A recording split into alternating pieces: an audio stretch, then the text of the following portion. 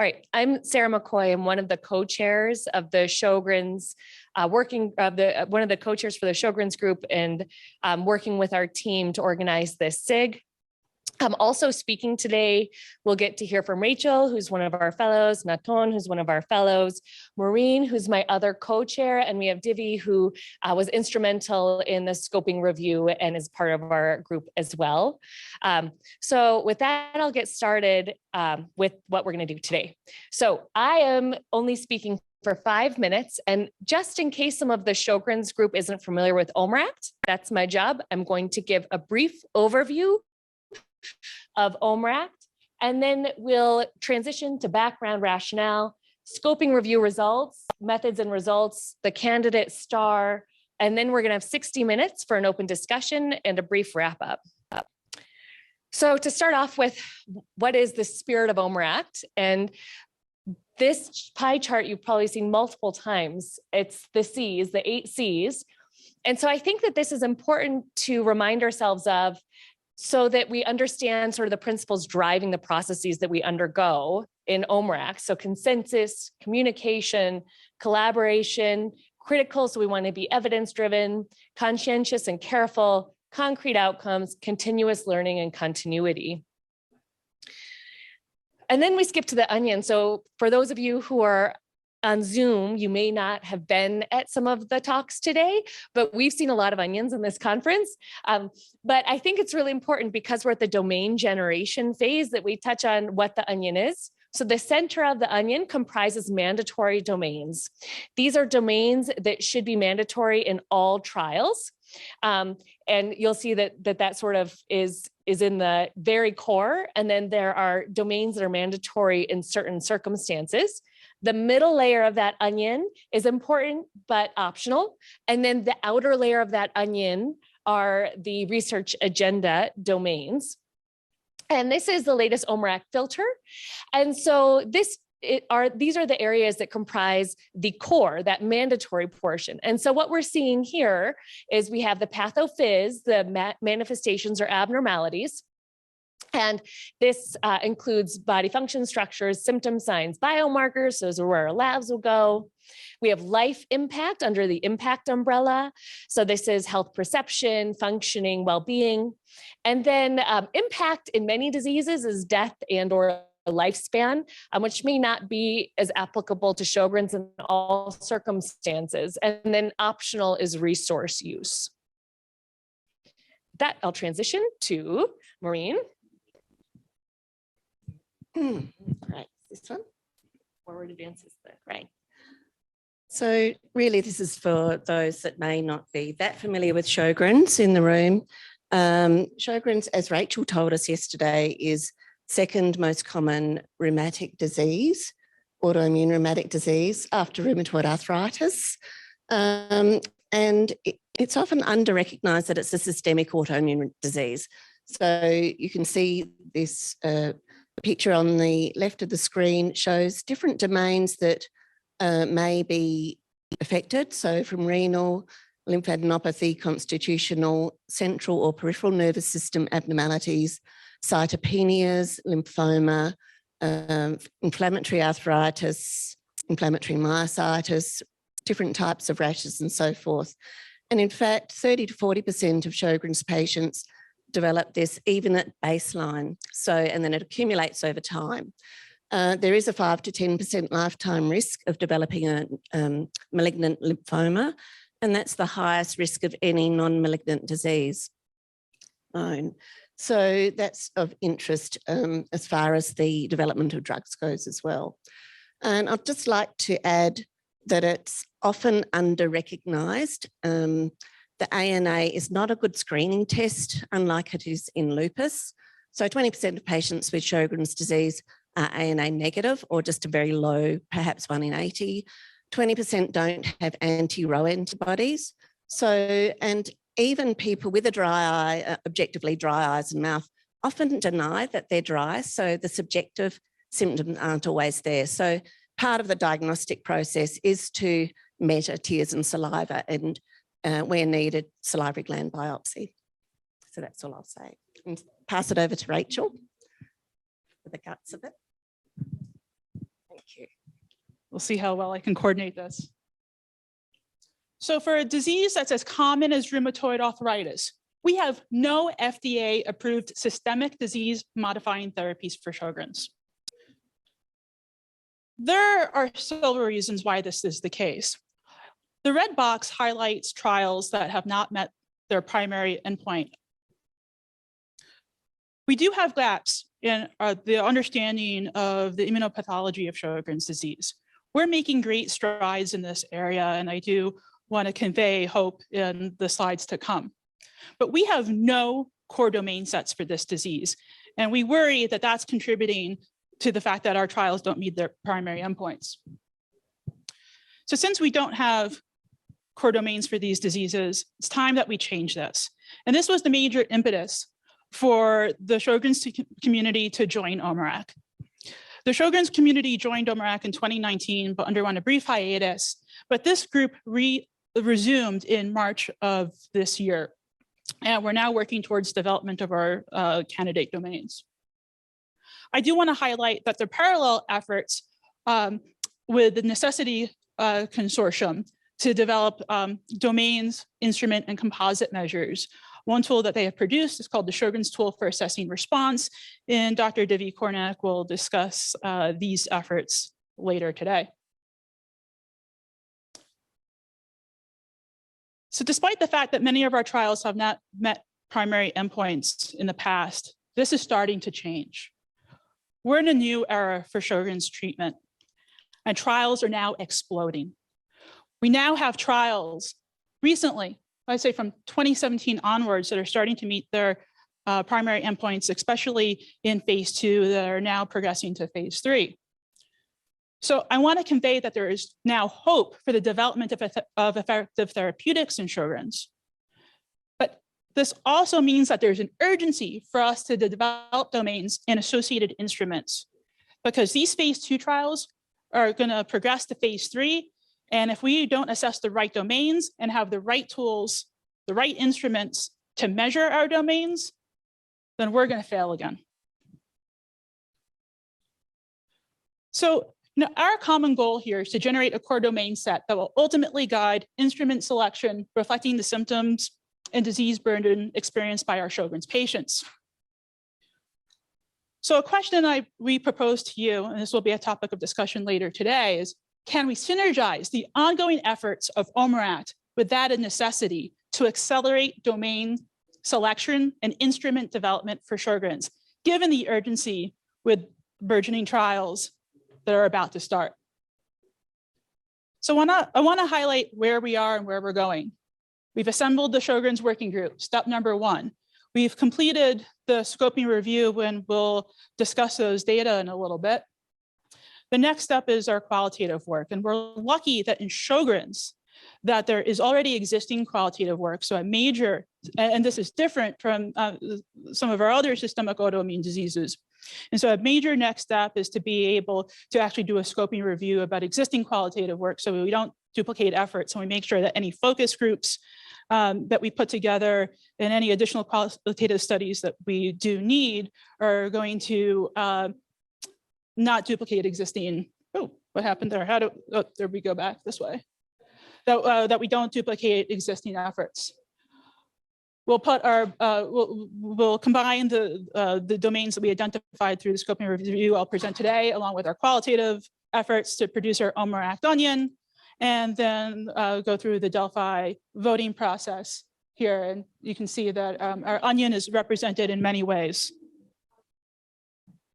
All right, so that I'm going to pass the baton to Nathan to talk about the methods we use for the scoping review, and then I'll be back.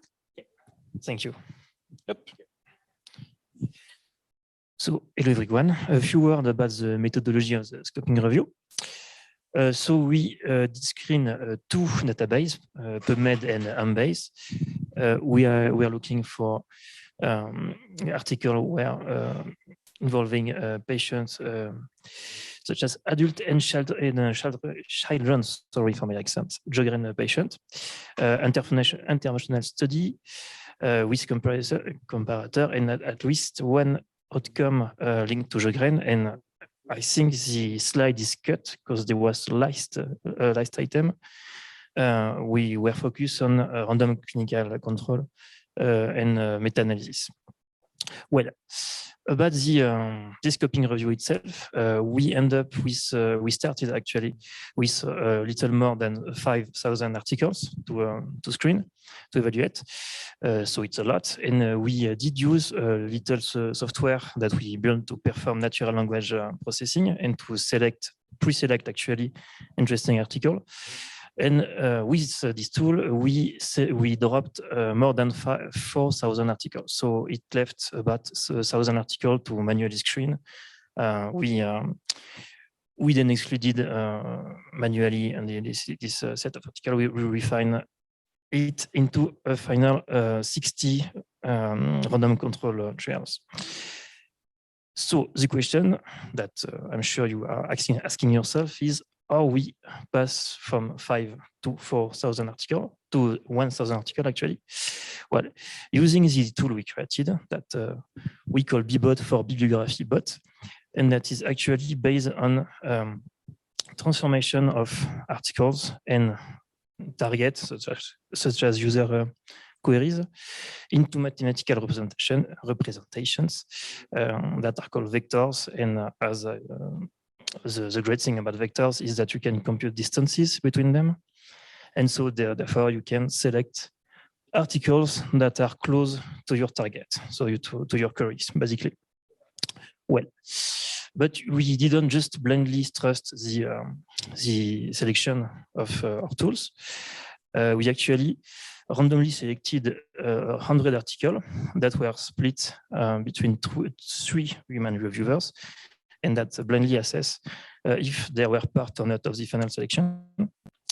And we find that actually the tool give a result that are kind of consistent, kind of reliable, with a strong sensitivity. So the main point is that we didn't lose any article when we dropped this 4,000 article that could be interesting for the further analysis.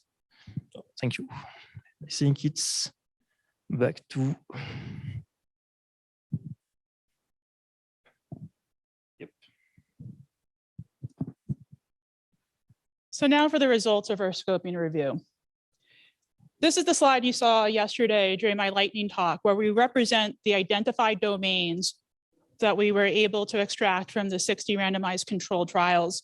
And each domain here, the size of each domain here is proportional to the number of times it was represented in a randomized controlled trial. And we'll present these data in a different format in a moment. So you'll see from here that dryness, subjective dryness, objective dryness, whether it's salivary flow or lacrimal flow, fatigue, pain, side effects of medication, systemic disease are all pronounced here. But there's substantial variability in the types of domains that are represented in Sjogren's trials.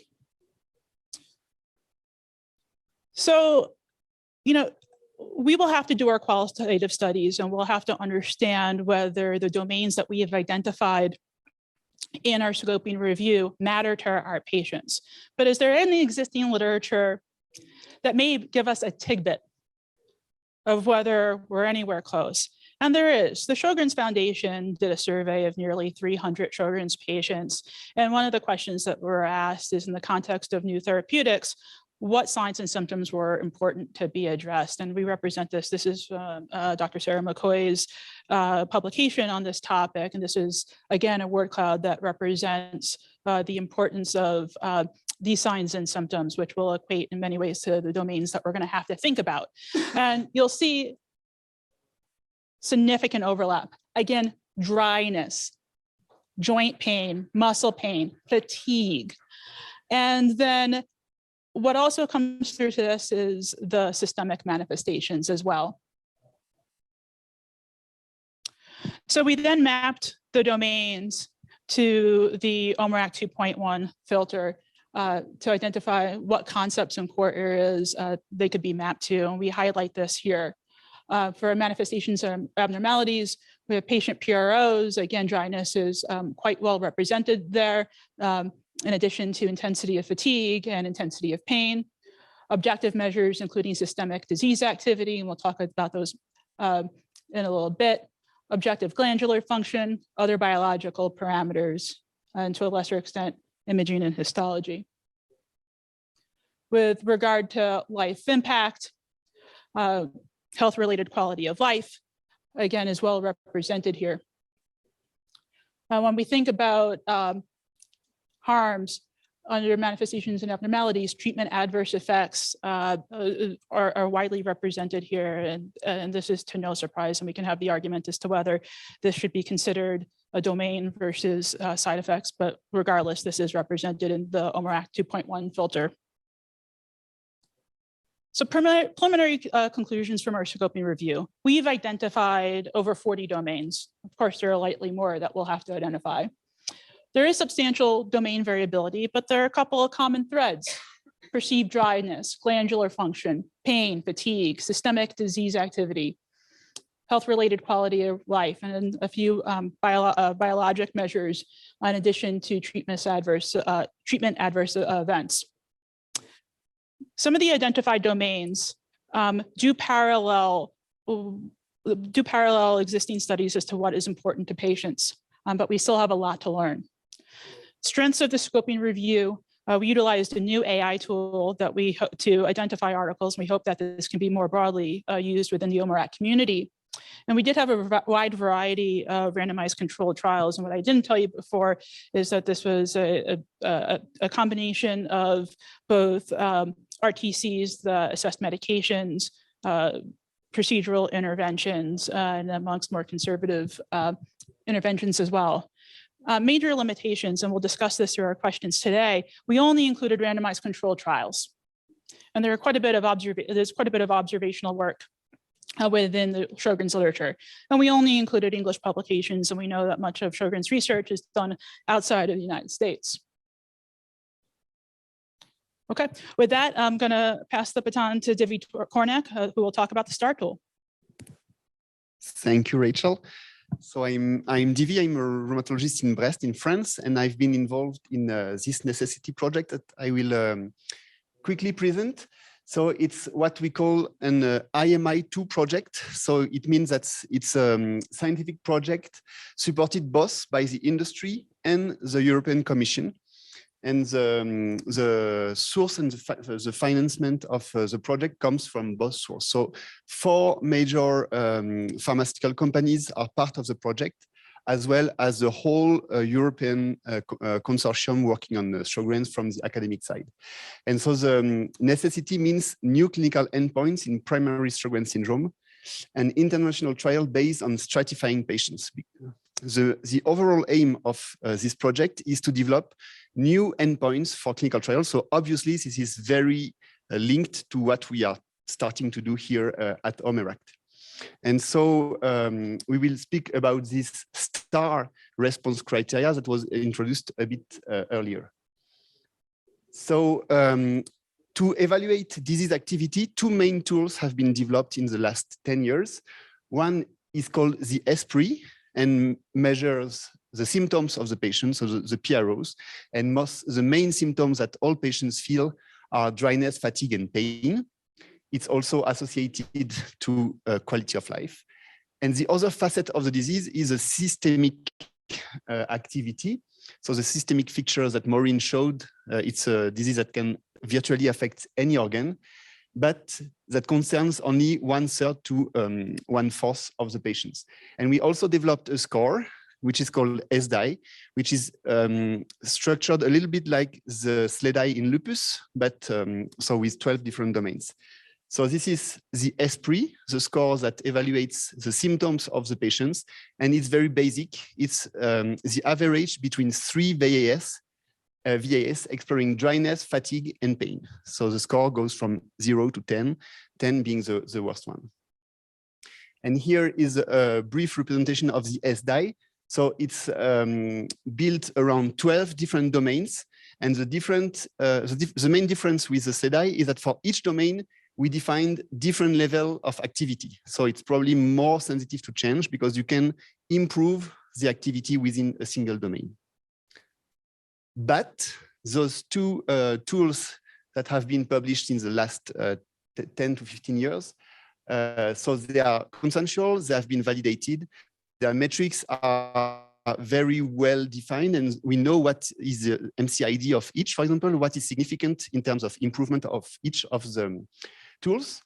But they have a high placebo response rate in all the clinical trials that been performed. There is no clear effect on the symptoms on the drugs that have been tested until now. So we would need to have a unique endpoint that would embrace the different facets of the disease, because the SDI lacks meaningfulness for the patients. There is a very weak correlation between the SDI and the ESPRI. The intensity of the symptoms is not well associated with the systemic activity of the disease. And on the other way, the ESPRI doesn't take into account at all the systemic activity measured by the physician.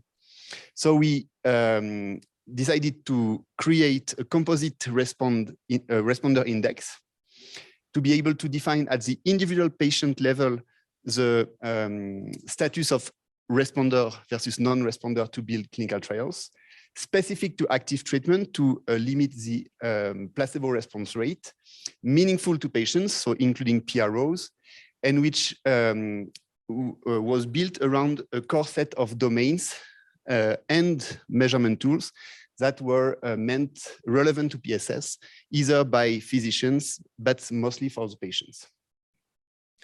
So to build this tool, we followed data-driven and patient and expert-driven strategy. So data-driven, we were able to collect individual patient data from 9 completed clinical trials in Sjogren's, listed here. And for the patient and expert-driven approach, we built a consortium of almost 80 experts, mostly from Europe, but also from the US, and a little bit from Asia, and also 20 patients, mostly from the US, but also from the different European countries. We defined 3 steps to build the responder index.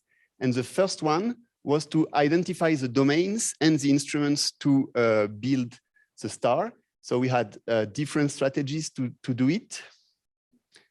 And we came up with 5 different domains that embrace the different facets of the disease. The first one is systemic disease activity, and the measurement tool is the SDI. The second one is patient-reported outcomes, and the measurement tool is the ESPRI. The 2 following ones are objective measures of dryness for the eyes and for the mouth. And we also have a biological domain associated with disease activity. Those different domains and items were selected from the data of the rituximab trials, and then a Delphi vote to select the most relevant items. The second step was to build the composite criteria. And to do it, we invented different designs to include those 5 domains and the different tools. And we had some solutions to copy a little bit the DAS28 or the SRI, or we decided that some domains would be more important than other ones. And so we end up after a second Delphi round with more than 200 combinations taking into account those 5 domains. And then we tested them in the clinical trials that we had. That was the third step. And to be able to study whether they are specific to active arm or to placebo, we first had to define which of those clinical trials could be considered as somewhat positive or negative, because all of them failed their primary endpoint. But the primary endpoint was not adapted. The design was probably wrong. And so we here too had a Delphi vote to have experts and patients express their feeling about seeing all the results of the clinical trial for all the different endpoints that we studied. Do you feel that the drug could have an effect? And could this be a positive or somewhat positive or negative trial? And so 3 of them were defined as totally negative because there was no difference in any endpoint, whatever was studied. And the other ones were considered as possibly positive. And so we ran a meta-analysis of all those different combinations of the 5 domains and instruments to define which ones of those candidate responder criteria would have the better capacity to discriminate between active arm and negative arm in the different positive and negative trials. And so we end up with a candidate star. So it's the first one, but other versions with different ways of associating the 5 domains. So the candidate star was published last year. So we defined improvement of the measurement tool for each of the 5 domains. 2 of them were considered as major domains, so the systemic activity and the PROs.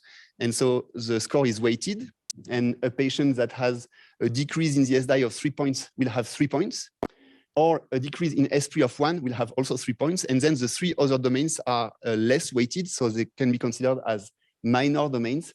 And to be considered as responder, you need 5 points using this scale.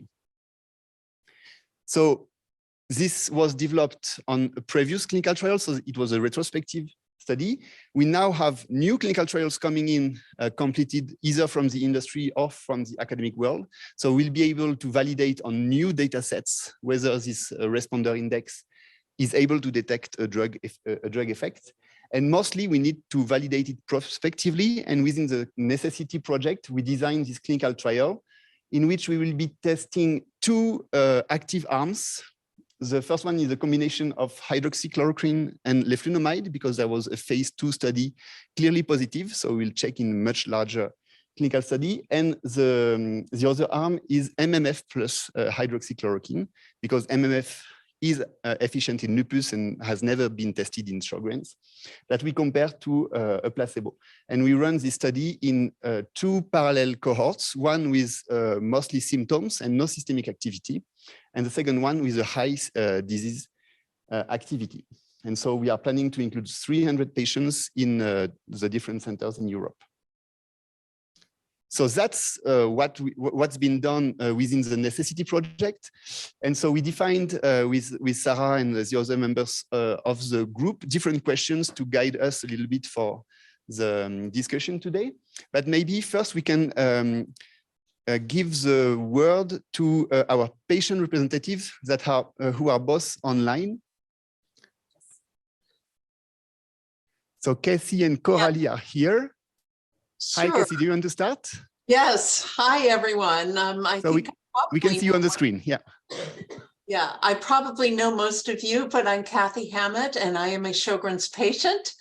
And I am also Vice President of Medical and Scientific Affairs for the Sjogren's Foundation. And just want to say that we're thrilled with the working group here for OMERACT, and that this is finally getting up and running. And I especially loved the phrase that we have continuous education, because I think we'll learn more and more over the next decade about Sjogren's. But right now we need usable endpoints for clinical trials, because as Dr. McCoy mentioned, we are heading into phase 3 trials, and or Dr. Gordon also said that, a number of you did, heading into phase 3 trials, and we need something that is feasible for now. So anyway, thank you. And we have Coralie, and we also have Patricia Hurley on. Coralie? Yeah, good evening, everyone. Well, good day for you, because it's really evening for me. I'm very happy. Thank you for inviting me. So my name is Coralie Bouillot. I'm in French, as you can probably hear. Living in Paris, I'm a PRP in a couple of studies, including Necessity, in which I'm involved since the beginning. I'm also co-founder of Sjogren Europe, and I'm also PRP for EULAR, the Patient Partnership Working Group, and the European Reference Network for Sjogren. And yeah, I totally agree with what you said, Cathy, about the need that we all have for those clinical trial phase 3 coming up. And again, happy to to join and participate to the meeting. Thank you very much, Cathy and Coralie. And so during the group discussions, if you have any comments, don't hesitate to pop up, and we'll give you the stage. And Thank so you. we will share again. Let's see this one.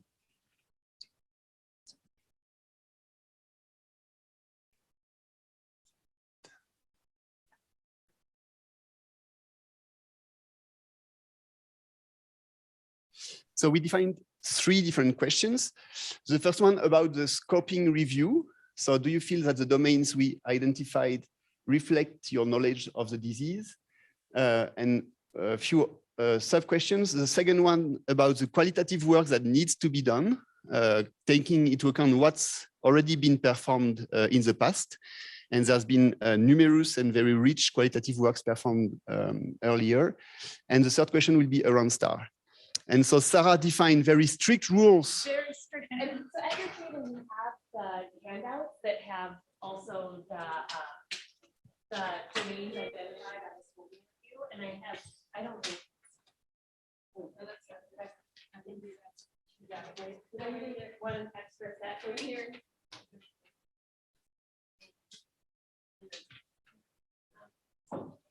So rules, just really quickly.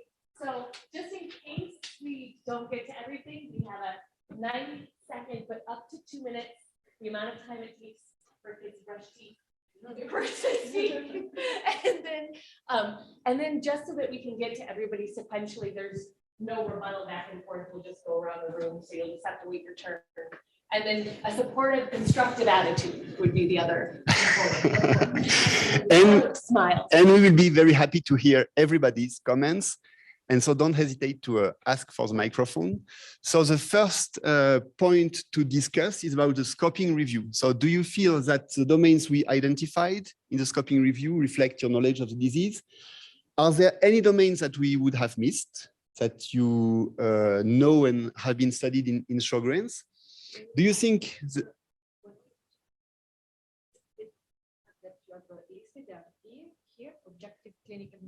yeah, so the 2 tables here are the domains that were identified in the scoping review and that we classified in the different boxes according to the Omeract filter.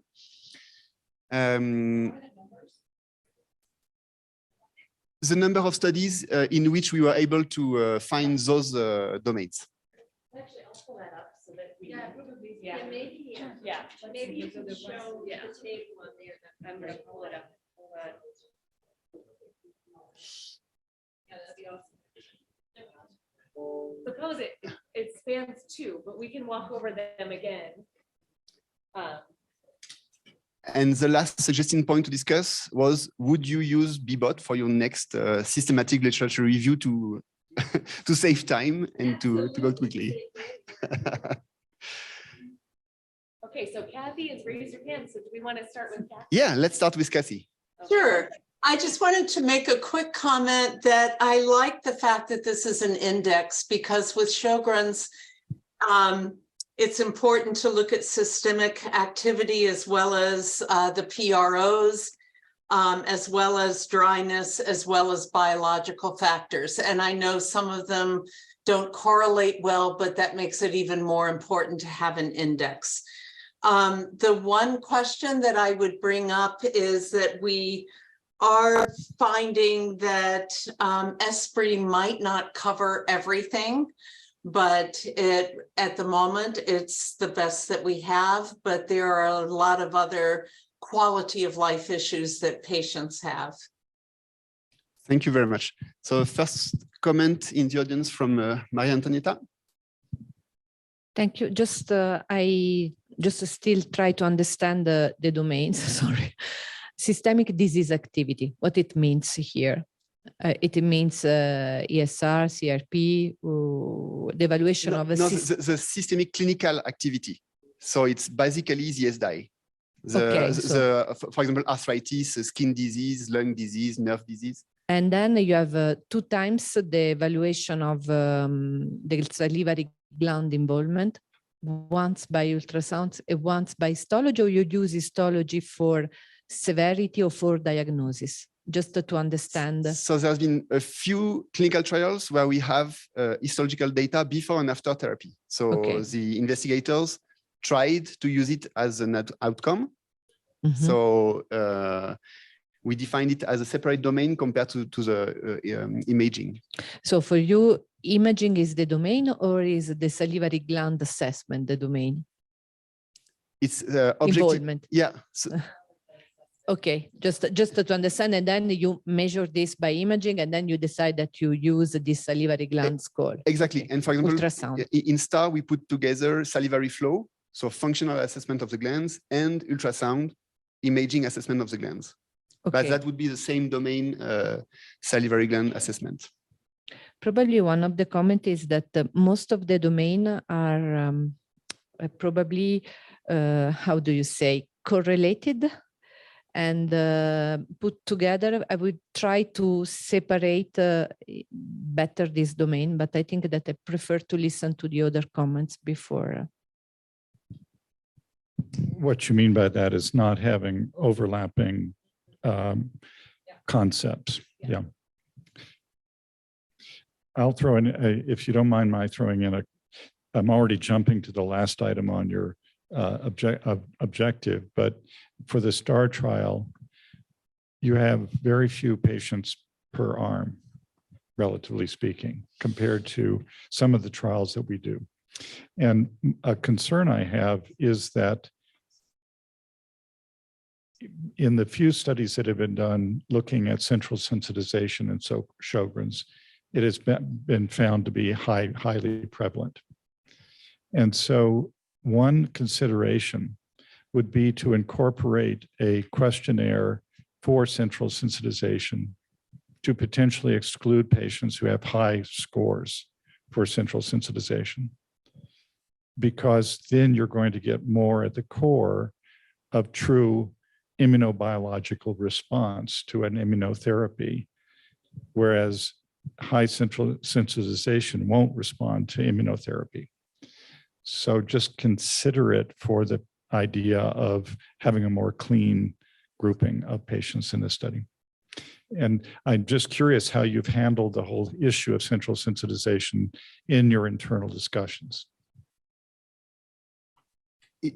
It's not a point that's been discussed extensively, either in the necessity or in OMERACT, because we just started, of course. So actually that has not come up in the discussions that so from the OMERACT perspective, we aren't even, these domains are not even what's going to Delphi, right? We have to first do qualitative, generate domains, and then we would potentially go down that route. For central sensitization in clinical trials, so you brought up it wasn't as part of the STAR validation. I do know some clinical trials are going to take into account central sensitization, specifically if that is, if certain components associated with that are associated with the outcome of interest. So that is in some of the ongoing phase 3 trials going to be considered. The limitation is that those studies are simply asking the investigator, does this patient have fibromyalgia, and excluding them. They're not truly testing degree of actual central sensitization. That's a good point. And so that's why I would encourage you to include those questionnaires as part of your screening procedure. Do you have any particular questionnaire in mind as the best? Did you say that and I was typing or? Okay, okay. Okay. No, so I was just wondering, maybe it's not in the right box, but you have one that says intensity of fatigue, but I would have imagined that under intended effects, you would have had fatigue as well under life impact. It's in the PRO. I know, but it's there. It's the intensity of the fatigue. Well, Yeah, it I says would have just have intensity of- expected it to yeah. be represented twice, maybe, but I then see what you overlapping, mean. obviously. But Because fatigue is considered one of the 3 core Yeah. symptoms of the disease. But if you say intensity, it's going in the Yeah. manifestation. If you say impact of fatigue or whatever, has go to PRO in their report. Yeah. So I think that it was just telling that it is not Yeah. in the right core area, but they're new and. No, this is good. This is good. These are all fixable problems, so I like those. We got that.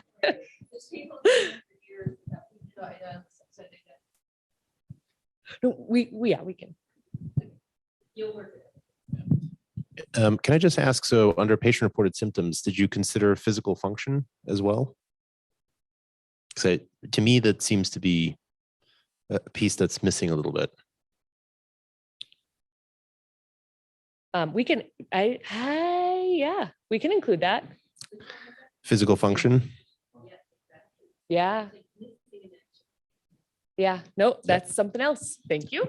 Something to think about, yeah. Rachel, are you able to get the notes? Yeah, so please feel free to write on the charts that you have. Oh, yeah. Yeah, like you should move, if you should move. If it's not just be whatever. Running all the. It's a flurry of activity. So our ratings there, comments on this. Okay. No, I just had maybe a wish, which is, so it's not a comment as such, but I saw that you were using another score, the Hocevar score for the salivary glands.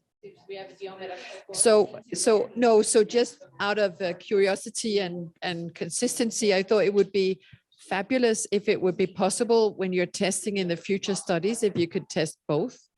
Do you know what I mean? So that we have an OMERACT scoring system for the glands. It would be. No, so I understand that the Hocevar score is maybe used previously, but it could be nice to see whether you could just see whether the other one would work as well, maybe.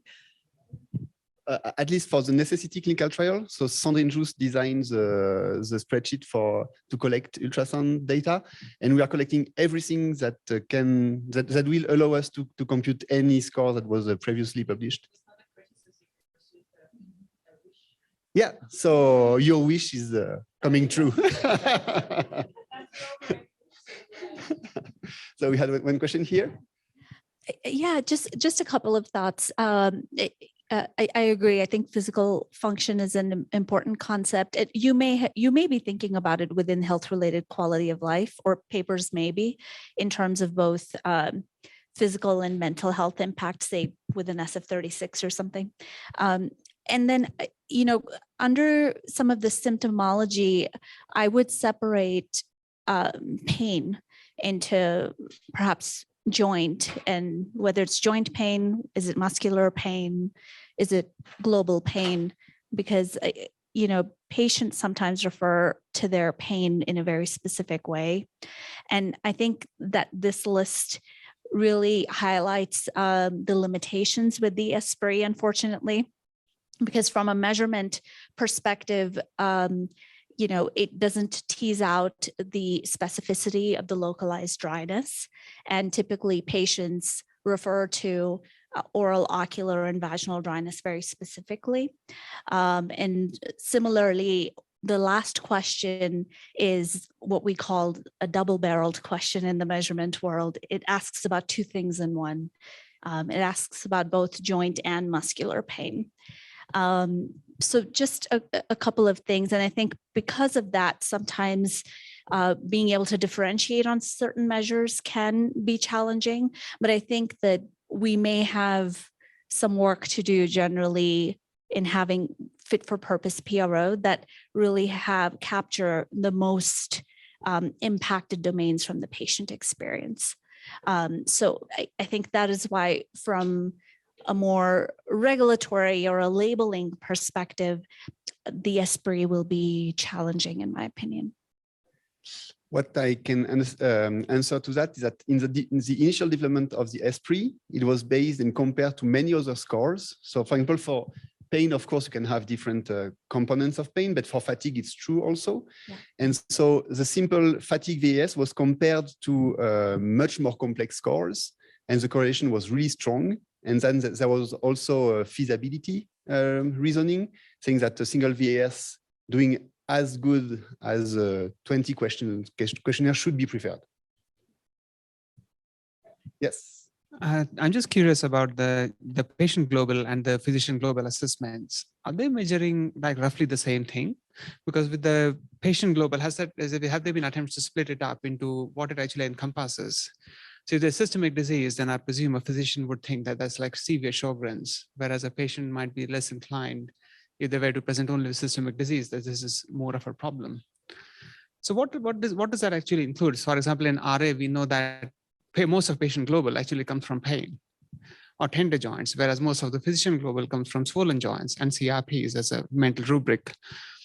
So I'm just curious as to what this is comprised of. It's very similar. The physician global mostly reflects systemic activity and was even used as the anchor to develop the SDI. The SDI has been built to predict the physician GA, whereas the patient GA has been used as an anchor to build the SPRI. And so definitely the patient global is mostly associated with PROs, and the physician global is mostly associated with systemic disease activity. Patient global and physician global is like one, it's like, how is your disease has done this? It's like one question from the patient point of view and the physician point of view. That's the difference. It's how do I believe your disease is compared to how the patient believes their disease is. They're two very distinct, different things. It's one question. And their correlation is very bad. Yeah. They are not correlated. No, they're not. But a patient global is quite correlated to their disease. And physician global, so, well, it depends on the pain. Well, but they've been well documented and they've done, but they're not the same thing at all. Just in that sense, like, because I wasn't sure if that was your question. No, I would expect them to be the same. Okay, I was like, they're not split up into individual components to get a sense of what it actually measures. So it measures the physician's assessment of the patient at that moment in time and the patient's assessment of their disease in that moment in time. So is your question why it's one objective? Sorry, that's what I thought part of your question is what is driving the patient versus physician global in terms of the components. Yeah. Right. So what are the drivers? Well, that's always a question. That's why physician global is problems. Talking about splitting up, this table is here is wondering whether we could split up systemic disease activity into items such as lung involvement, myositis, neuropathy, and so on, because we're missing these here. Not really, because the SDI can be divided in 12 domains. And so there is one articular domain, one joint domain, one lung domain. And it was built like that. And so when we dissect, it's not perfect at all. And that's why we are trying to use something else.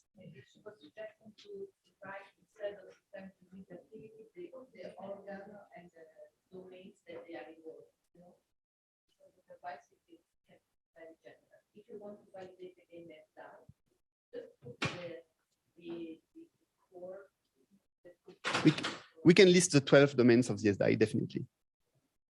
So I want to comment on one domain that may be missing from here. And I heard a lot of time that Kathy talked about it, brain fog. Okay, but also I want to have our PRP comment on brain fog, whether brain fog is a manifestations or whether brain fog is an impact. I know we have two more in the lineup. I'm just going to take it over to our Zoom folks here. So 1 second.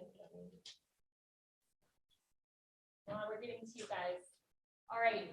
Who has their hand up? So Kathy does, and any, but you didn't answer. Oh, sorry. Did you answer it? What in the brain? Well, I'm inviting Kathy to comment on it. Kathy? Yeah, thank you, Wenhung. I'm so glad that you brought that up because brain fog is really prevalent in our national patient study. It ranks the 6th highest complaint. So I think cognitive function is a very important patient-reported outcome. And it's hard for me to hear everybody in the room sometimes. So forgive me if I'm repeating what others have said. But I did like the idea of physical function. I think the patient-reported outcome, there has to be a high emphasis on this because patients are not going to take a biologic if they don't feel better. And so I think this is I think that this is critical to get this aspect right. So it's great if the biological testing looks better, if an SDI domain looks better, but if a patient does not feel better, we're not going to take it. So I think that's a very important thing. I do like the idea of expanding on the dryness and the pain and defining that more clearly. I understand Divi's comment that the ESPRI with the 3 questions rated just as well as the mini questions. But I would think that as a company developing a biologic or a small molecule drug, that you're going to want to know exactly what is improved. And then also then you need the basis. And I don't know how this plays into it, but with dryness, oftentimes there is fibrosis of the glands and damage. So how do you assess function that is remaining in the glands? I just throw that out there.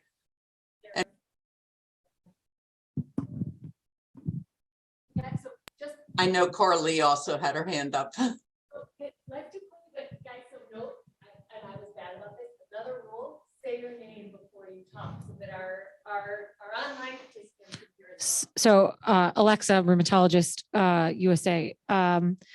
If, out of curiosity, I know there are some regulators here, but if you couldn't fix the glands, right, if they're fibrosis and we couldn't fix it, we treat osteoporosis to prevent damage, right? To prevent, and people don't feel bad and they take drugs to do that. So if you could prove, just so giving this to you, you can prove, that they don't get cancer or they don't have these long-term effects of drugs despite the glands already gone. That could be another outcome. I know I just made your life significantly more difficult and I'm sorry. But if you can't fix the gland once it's gone, right? If that's, if we're fighting a losing battle there are drugs that exist. I'm going to cut in. This is Sarah. What about regenerative therapy, right? So we could maybe, who knows? So I had Karina and then I had Maureen. So I'm going to pop this over. Oh, sorry, I didn't see you. I did. No, I just wanted to ask, going back to the tables, Karina Trava from LA, California, rheumatologist. I just wanted to ask, because I noticed like for the biopsy and the imaging and all of that, you guys are also going to look at extra glandular imaging and biopsies, right? Or is it just limited just to the gland? What other types of I guess imaging? I get a lot of skin biopsies for small fiber neuropathy for Sjogren's patients, or CT scans for ILD, because majority of my referrals for Sjogren's are actually coming from pulmonologists. Yeah, so CT scans are part of the systemic evaluation of the lung. So it's kind of part of the SDI. Okay. Yeah. Same with their subacute cutaneous lupus, and then even skin is in the small fiber neuropathy has to be skin proven, I think. So. Yeah, we had asked Yeah. that. I just wanted to go back, it's Maureen speaking, clarify about the SDI systemic activity. It is divided into the 12 domains, as Divi said, with usually 2 or 3 areas of activity. So you could see it go up and down. And usually the trial reports do divide it up. So they show how the joints went throughout, how the lungs went throughout and stuff. So that information is all there. But personally, it includes glandular enlargement, but doesn't include glandular function. So the tears or the saliva. And I've always thought that was missing from the global, and that's what STAR has included. And I think that's important because I think even though for many patients, the dryness is actually the least of their worries, they've got the bad lungs, they've got the fatigue is often the worst. I think if we show that a drug improves the glandular function, we know it's at target, and hopefully that's going to be effective for the other. That's my personal thing. That's Stephanie again. Just a re-comment to Esther. Now I'm just saying, I think it is cleaner to simply split it up and reassess and see whether it performs, one domain performs better as the other, because we're now heading into a hot phase of validating your core outcome concept, and you won't want to make the mistake of taking anything for granted. Philippe? Two completely different points. One is, I think that death is already included automatically in the OMRAC construct, so you don't have to clutter your domain list with it. Second, I think multiple lymphoma is highly important, or lymphoma in general. You don't have to specify multiple lymphoma because it's in the back of a patient's mind as hovering as an issue. And so even if it doesn't occur, it's there as a concern. And now I've completely lost what my other point was going to be. It was on one of the last ones, but I'll come back to it later. So I agree. And actually in that Sjogren's Foundation survey in the word cloud, that was one of the top things patients were concerned about.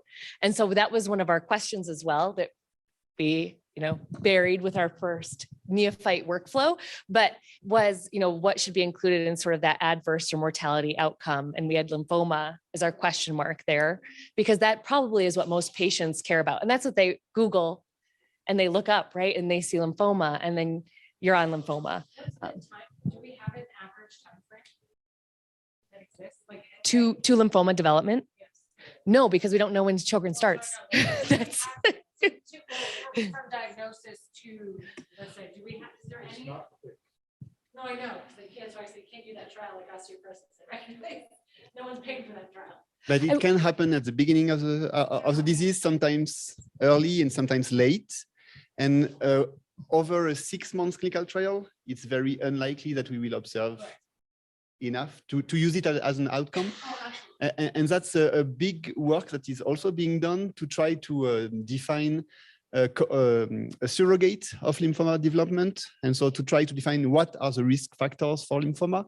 And if a drug improves those risk factors, maybe it would mean that it would decrease the risk of lymphoma development. One second. About fibrosis, that it is the fibrotic of the gland, sometimes can be the results of the inflammation, but can be also, I would say, the bad results of a repair of the inflammation with a drug. They do not have the same signification like for the fibrosis of the lung in that case. So we do not know. I think that taking fibrosis or structural damage, I would say damage of the gland like it is, without taking into the context also as an endpoint of the effectiveness of a drug, I think that could be quite difficult. And actually, until we have effective drugs for the disease, nobody will be able to define what is damage. But also, if you have an effective drug and you end with the fibrosis, you do not know which moment of the disease you are stopping the disease, like for erosions, like for intesophytos. At this point, nobody can define what damage is. For example, we could say that salivary flow at 0 is probably damage. And we do see after some drugs that salivary flow comes back. So probably it was not damage. So until we have effective drugs, we can't be sure. I remembered the second question. So I'm curious how you all have handled primary versus secondary in your discussions. And the just a little background there, we're doing a large data set survey of about 16,000 people with the diagnosis of Sjogren's in the health system that I work in. And I would say that 80% of the patients that we see in our clinic are secondary because the primary care doc has picked up that they have lupus manifestations or rheumatoid manifestations, and then we diagnose the Sjogren's. But when we looked in this large data set, 50% of the patients were primary Sjogren's. And so I was surprised and said, well, this must be non-rheumatologists that are referring these people. But I'm curious how you're handling that, both in the STAR trial, but also in general. So I'll do general and then Divi, you can pipe up on this. But so one, an interesting factoid with Sjogren's Foundation, we're moving away from the terminology of secondary and towards overlap. So that's a fun little factoid for the group. And then two is, so for this PICO, which I think I was lucky to be present at the 2019 OMERACT, and this I think led to a long discussion. And so for this first OMERACT domain generation, we were thinking about just sticking with primary Sjogren's. But that being said, if Bob Fox were here, he would pipe up and he would say 50% of lupus and RA patients actually are primary Sjogren's patients who were initially misdiagnosed. So I think that gets back to he totally would. I can hear him in my mind right now. So that also gets back to, we need to be training folks on appropriate diagnosis or even thinking of Sjogren's, which is something we're working on. So that's just from what we've been talking about kind of in the background. And it's a burning question in the topic, because indeed it's a systemic autoimmune disease that associates with other autoimmune diseases more frequently than other connective tissue diseases. What we can also add is that the 2016 classification criteria define Sjogren's syndrome and doesn't define primary or associated or overlap. So it defines the disease itself. And we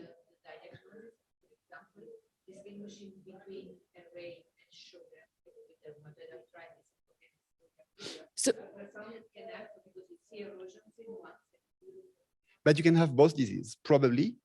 And you can want to distinguish when to answer the comment that we were making, that most of the RA patients were indeed in reality Sjogren patients, using some imaging techniques that capture some specific symptoms or sign of one disease instead of the other can also help.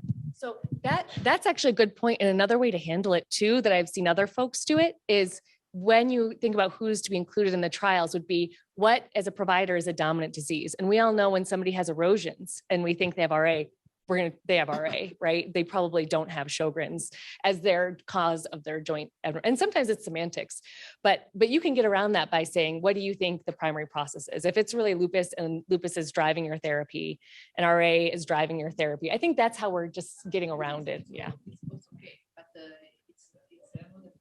Yeah, and then we can use imaging and maybe we should be standardizing that workflow too. So yeah, and Rachel has been trying to, so can I do Rachel and then we'll do, because she was in line and I kept talking.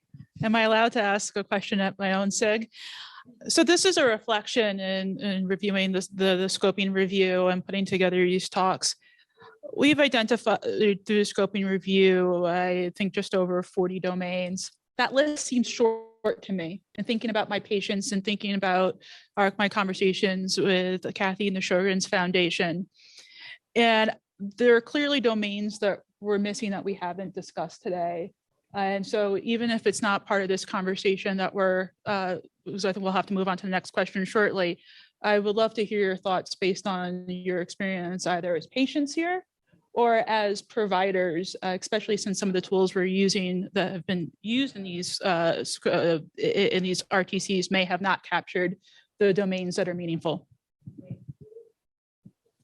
I just want to add the missing domain here is actually based on the Sjogren's Foundation's research survey that just Dr. McCoy just mentioned. Other than brain fog, actually, it's also a domain that's been mentioned, like the GI issue, like swallowing. They have difficulty swallowing, and also because of dryness, they have vision issue, the blur visions. So I think those are the domain that is currently missing from here. So that's a good, yeah, those are important. Another comment over there.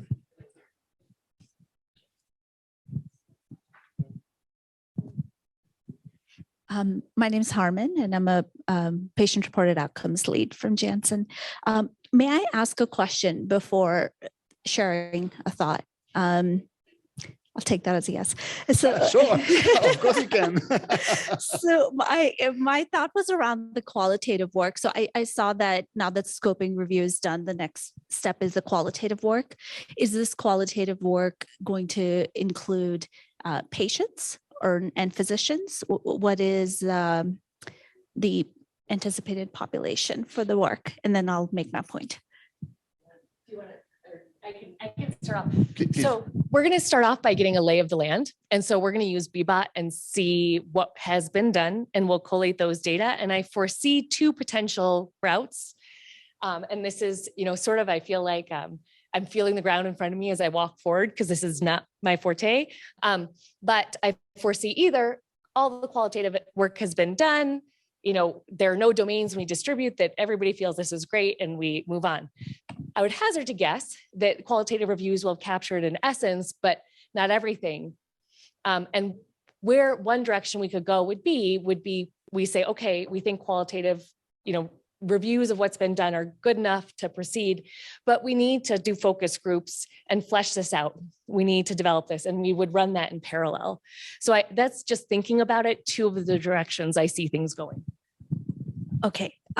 So, in terms of the question that's detailed in number 2 there, I would just say that, establishing sort of the quantitative measurement properties in trials, of course, is important, which is, things like construct validity, quantitative reliability, it's meaningful change.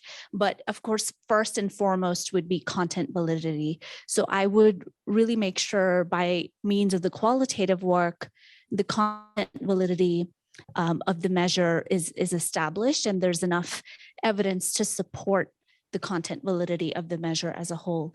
Because from a approvals perspective, or as a potential primary endpoint, if the quantitative measurement properties are addressed without content validity, regulators won't even look at that. So first and foremost, it's content validity. And typically, there would be some sort of a conceptual and a measurement framework where I think your qualitative work will really well support this, where any gaps in those domains will be fulfilled. And the importance of each of those domains to patients would then also support how the measure is then weighted. So, I would just kind of keep some of these things in mind from a measurement perspective as the domains are finalized and weighted, as that is the evidence that'll be really important for it to be acceptable in a trial setting. Yeah. Collaboration here. Yeah, seriously, actually. Come on board. It's a fun train, the Sjogren's train. And somebody we didn't introduce because he's not here, but there are 4 co-chairs to the Sjogren's working group. So Sarah and Maureen who are here. Raphaël Serror from Paris, who developed the SDI, the ESPRI, the STAR, and many different things. And Simon Bowman from UK, and who did a lot of qualitative work to develop the PROFAD and other patient reported outcomes that ended up at the end into the ESPRI. And so that was a continuous process. So that's why what we want to do is to have as clear as possible view of what has been done to bring us when we are now. So that's why we want to do a scoping review of qualitative studies that's been performed, because probably we don't need to reinvent the wheel if the characteristics of the studies are correct, still with current best practices, let's say. They were performed 15 to 20 years ago, so maybe the gold standards changed in between. But at least after this first step of scoping review, we'll have a clear vision of what's been done and what would be needed to complete. Mm-hmm.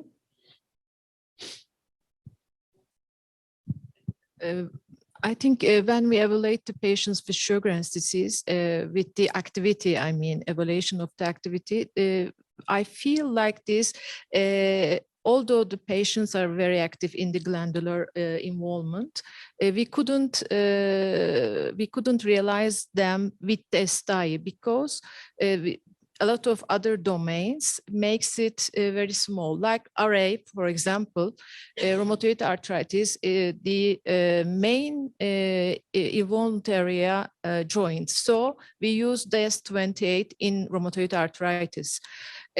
Although RA patients have extra-articular involvement, we don't add these other involvements to the activity of the disease. But in Sjogren's patients, although they have a difficulty mainly in the glandular area and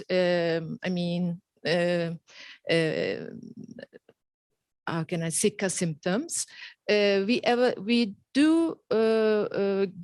give more attention to the other system involvements. So the main problem of the patients related to the dryness. And if we use this activity index for example, DAS28, we use a cutoff level to give biological drugs. How can we use, for example, this, although the patient have severe involvement and difficulty with the disease, we couldn't get this level with only with involvement if we use SDI or that kind of activity assessment. So the main problem I feel with my patients is this one. And if we make a composite score together with the other system involvements, we the same problem goes like this. Definitely, there is no single tool that exists today that embrace the whole spectrum of disease manifestations, and it's difficult conceptually to imagine how we could mix symptoms with heterologous evaluation by the physician, which is the SDI, and so that's why we kind of went to the conclusion that we needed a composite outcome. So I think to what take she's, into account. I get that. What she's saying is it's too confusing. The primary driving, I get it, because we were talking about this with RA, right? You fix the joints and then everything else follows suit. Fix the dryness, well, everything follows suit. And then you avoid the complexity of the composite that reduces our sensitivity to detect a difference. So I have thought about that. And I don't know, we answered it this way by weighting those domains, but that's. But I think that what was also tried to say, if I have understood well, that the SDI doesn't include a domain that is very important in Sjogren. And if it is only this domain involved, and you decide one day that the systemic disease activity is made by SDI, and you need a cutoff of SDI for giving a drug, and this you cannot give the drug to this person who has very much involvement in the glands, which is the main problem of the Sjogren, because she doesn't have or he doesn't have the involvement of the other aspects that are covered in the SDI. So it's suggesting either you include this domain as a separate domain, either include in the composite score. But if you go in a composite score that doesn't take into account everything, eventually the dryness or the involvement of the salivary glands, and you want to develop a drug, you will never get the patients included to have this drug, if I have correctly understood. And it was making the same like DAS28. Yeah. Yeah, that's why in most of the recent clinical trials, there are two cohorts, one with high symptoms and the other one with high SDI. And we are trying to understand which drugs could work on which, because what we can say is that for some positive clinical trials on SDI, there is no effect of the drug on ESPRI. So probably ESPRI is not a very good tool to measure. But when we combine both, and we tested all of that, if you ask for improvement of both scores, you have a very small placebo effect, but very few responders.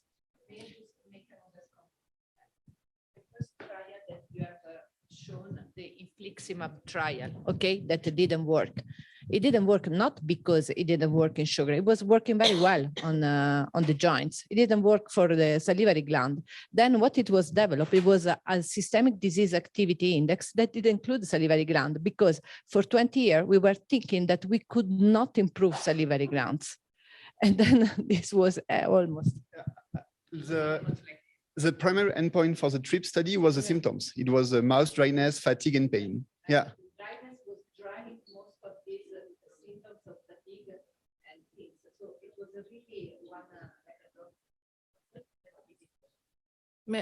maybe I can add to Mada's comment. If we want to prevent, for example, lymphoma progression of the patient, then the most important clinical findings of the patient's salivary gland involvement, level of the gland involvement. So maybe we can, and in this composite SDI score, we make it the importance of the glandular involvement very low in that. Maybe we can give weighing the according to, outcome, for example, the risk of the lymphoma progression. According to this, we can give different way to the components, for example, just thinking suggestions. Yeah, so maybe this can be another factor to decide the factors and composite, how can we make the composite scores? So we're gonna do Alexa, and then I think Kathy has a hand up too. So we'll do Kathy. Alexa, again, to your third question, which was, does OMERACT provisionally, is the question to OMERACT into, what is your third question? It was something like that. Do you want us to endorse this thing, the STAR? So I think there's no way you're going to get OMERACT to endorse that as it is. But that doesn't mean it can't be used for what we have right now. Does that make sense? Like, there were trials done on RA before there was an RA core outcome domain set, right? Like, that doesn't mean that an ongoing clinical trial has to stop because OMERACT we don't have our outcome domain, right? And we understand that. So I actually think whatever's happening is happening, and let it be as it is, because that's what they're using. But recognize all of the drugs that have failed for Sjogren's doesn't mean you can't go back and retry them, which is a hard sell. I get that. But the fact is, the STAR is not being used as primary endpoint for any clinical trial until now, except the necessity clinical trial, because it was designed to validate the STAR. All the other clinical trials ongoing now are using only the SDI as the primary endpoint. And we know that it's probably a not super good endpoint. True. And so should we move to a probably better endpoint, which could be the STAR, because we believe that it would be more able to differentiate a drug efficacy. Does the FDA and the EMA have already will they accept that? That's a question. Like, that's irrelevant to us, because if they won't accept a change. So within the necessity work, we had interaction with the EMA, and we have a provisional letter of support, which is a really good thing. No, and again, you guys if you have nothing, anything is better than nothing. And I get that. So, but the point is, I think I think your third question is true and entirely unrelated to what you're going to do and what you're doing here. Like, I just take that off, let that go with the trials as it is, but do it right from here and then addend as you can. Does that make sense? Do you understand what I'm saying? Interaction with the FDA, I think that the OMERACT voice is very important. And if the OMERACT says, okay, that's probably the best outcome we have now, it wasn't built following strictly the OMERACT filter, but we are doing now we are filling the onion. Actually, we are doing the scoping review. But they're true and unrelated for a reason, right? But they're true and unrelated. I don't know that you can't. Kathy, we should ask Kathy. Yeah, let's let Kathy pipe up here. Okay, hi, thank you. Some quick comments. One, SDI and ESPRI have not been ideal in the trials. That is why the STAR was developed. Is it ideal? No. And we'll be learning a whole lot more, but at the moment, it's the best that we have. And so I would like to see us proceed and see if it works under the OMERACT parameters. If not, we'll continue to work on things. The other thing I wanted to mention is I definitely feel like lymphoma is important, but I'd rather us say lymphoma and other blood cancers, because we also have CLL and multiple myeloma, especially in our older Sjogren's patients. I do want to mention that a couple of companies are looking at their therapies and whether they can reverse the fibrosis and damage. I don't know if it can, but I do think it's important to look at it. But at the very least, can we prevent damage? And that's a really difficult thing, I know, to measure. And so companies have shied away from that. The other patient-reported outcomes I quickly wanted to mention was autonomic nervous system symptoms and GI issues.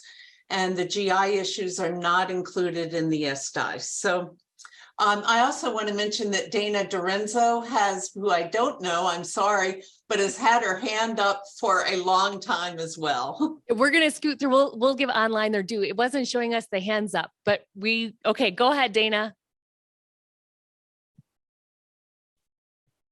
You're muted.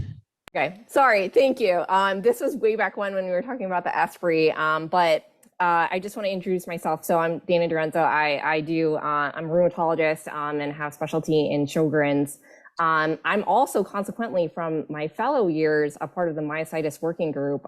So everyone should, if they have opportunity, go to the presentation tomorrow, because you might find some interesting insight that might be helpful. So they did not have a dedicated PRO, and what came over, unfortunately a 10 years process, hopefully it'll be much sooner in Sjogren's, is that it came back to the qualitative work and it went back to the patient. So there was a composite outcome that when the patients assessed it for content validity and so forth, they actually ended up choosing different measures.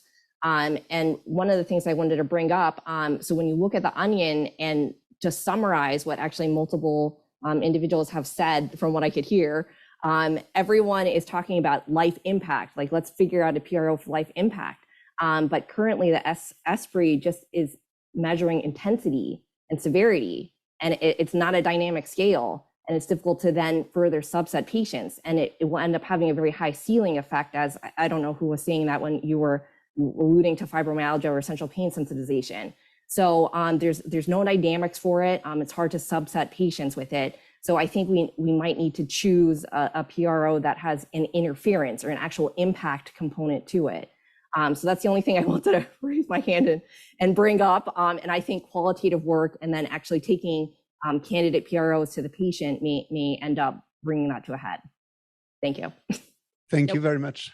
We'll go to the myositis working group on tomorrow. Yeah, tune in. You'll hear the whole story.